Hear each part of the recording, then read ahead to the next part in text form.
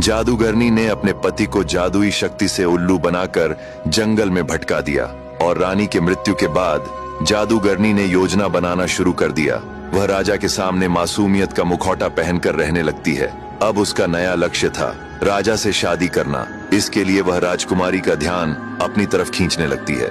जादूगरनी अपनी मीठी बातों से राजकुमारी को बहका देती है और कहती है कि वह तभी खुश रहेगी जब राजा किसी ऐसी स्त्री से शादी करेंगे जो कि उसका ख्याल रखे। और ऐसा कहकर वह खुद का उदाहरण देती है कि कैसे वह राजकुमारी का ख्याल रखेगी। राजकुमारी उसकी बातों में आ जाती है और अपने पिता से उस स्त्री से शादी करने की जिद करती है। राजा दुखी होकर शादी तो कर लेता है, लेकिन एक शर्त रखता है कि अगर कभी राजकुमारी अपनी सौतेली माँ या बहनों से असंतुष्ट हुई तो वह कोई शिकायत नहीं सुनेगा।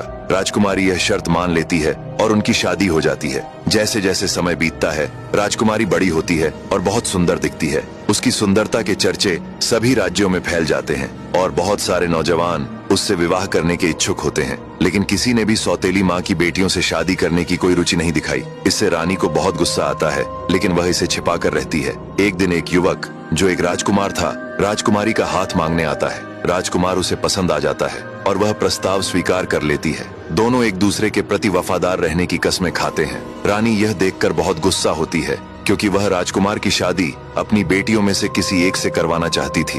वह मन में ठान लेती है कि वह इस जोड़े को कभी खुश नहीं रहने देगी। कुछ समय बाद राजा लड़ाई पर चले जाते हैं। राजा के जाते ही रानी अपना असली रूप दिखाना शुरू कर देती है। वह राजकुमारी पर बहुत कठोर जुल्म ढाती है और उसकी सौतेली बहनें भी उसे बहुत तंग करती हैं। एक दिन राजकुमार शिकार खेलने जंगल जाता है और रास्ता भूल जाता है। तब रानी अपनी जादुई शक्तियों से राजकुमार को एक भेड़िए में बदल देती है और उसे हमेशा के लिए जंगल में भटकने का शाप देती है। अब आगे की कहानी जानने के लिए देखिए अगला भाग।